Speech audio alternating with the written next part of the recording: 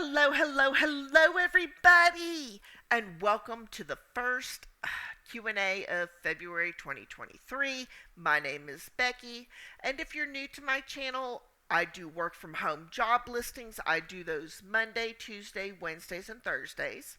Fridays are Q&As, and sometimes I pop a video up on a Saturday. Look, see my brassiere. Sometimes I pop a video up on Saturday discussing how my work from home jobs are going. So, if you have sent in a question, I'm very low tech. It's on a piece of paper. And I don't know what the questions are until I pull them. And we'll just discuss them. These videos usually last 8 to 10 minutes. And we'll just kind of see where things go. So, what is better, single or dual monitors? That really depends. If you have a rather large, like 34, 39-inch monitor, I'm sure you can put multiple screens on it. For myself, I have a 24-inch, no, 27-inch monitor. No, let me look at this. Okay, 32-inch monitor, and then I have a 19-inch monitor as my second monitor. And usually for working from home, if you are doing things with knowledge bases, whether it's Zendesk, Salesforce, Kip, or a company brand knowledge base, I keep that on my second monitor so I can research questions. And then the customer interface I keep on the main monitor. So as you're going through your script, you're talking about this, you're talking about that. You're able to fill in the forms on your main monitor and leave your second monitor for, oh, just one moment, Mr. Smith, while I look up that answer. So dual monitors are great. Now, I know some people who actually have 3 monitors, but I don't have the disk space for it. Okay, I see your fur babies. Tell us about them. So we have a couple. We have a couple of cats. One is Nalty. He's a grumpy old man cat. He's middle-aged at 9 years old. We have another little boy cat called Mochi. And he's what we call our little trash baby. He's food insecure, so he's constantly trying to dig in the trash, eat this, eat that. We set out plenty of food. We don't set our food out on a schedule. We just fill up the bowl every morning for tons of food and water and cat treats. So we fostered off and on throughout this past year, and we've had quite a few cats that we've found homes for. And y'all can see my bed over there. It's just kind of like, okay. Anyways, but those are the fur babies. How much should I hold back for taxes? Okay, and this is a 1099 question, and this will vary depending on where you live. I live in the state of Texas where there are no state income taxes. We only pay federal. So for every $100 I make, 1099, I hold back $30.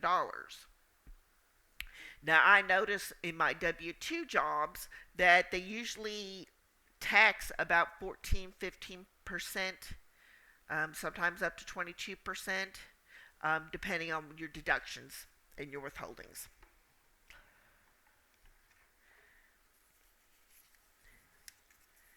Will you do a live Q&A?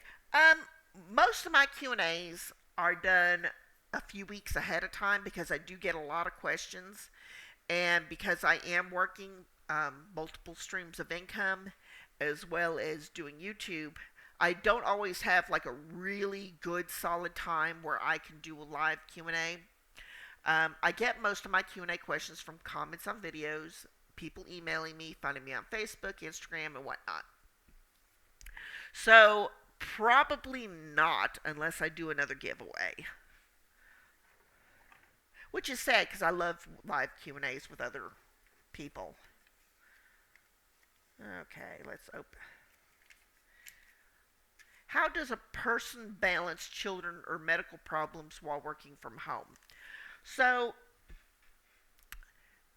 working from home does not take place of having daycare or elder care or anything like that.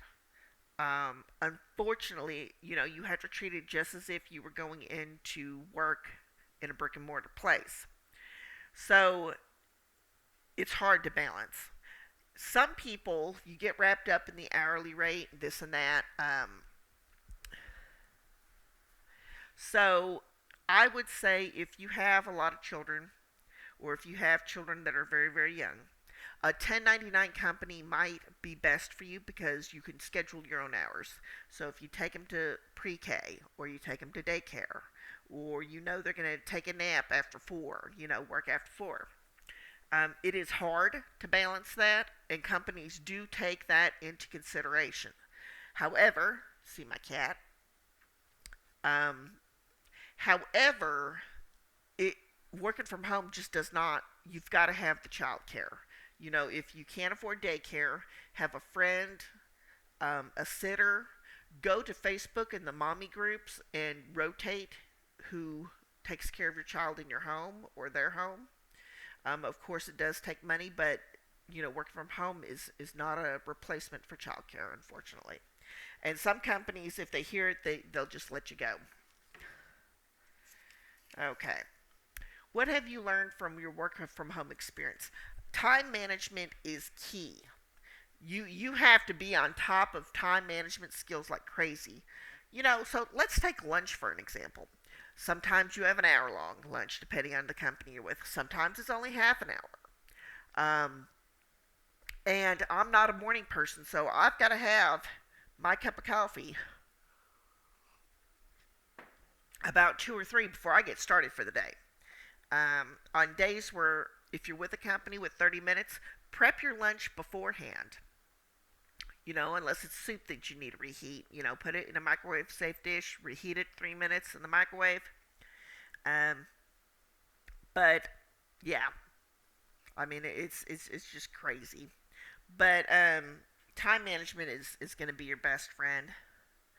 You're going to have to show your ability to manage multiple systems with your company, and you're just going to have to kind of take it from there. Okay, how do I explain employment gaps? Depending on what the gap's about. I was stay at home for a while, and I was active with a lot of companies. Y'all know me mostly for my live ops videos. But I usually tell people, if you can kind of cover that gap, maybe there was a health issue, or you went back to school, or you went to get some Google certifications or things like that, then, be honest about it. If you need to stretch a month or so, depending on who they have doing your background check, that may work. But just be upfront and honest. You stopped working from June till September to focus on family. And for those of you who have seen my videos on how to write a resume using transferable skills from your stay-at-home time, then yes, go search my videos. I do have one on resume writing, what to write for a job, and what to write as a transferable skill for stay-at-home. Anyways, this is the end of this Q&A. I thank you all for staying. If you haven't already, give me a like and hit that subscribe button. My name is Becky, and I will see you next time.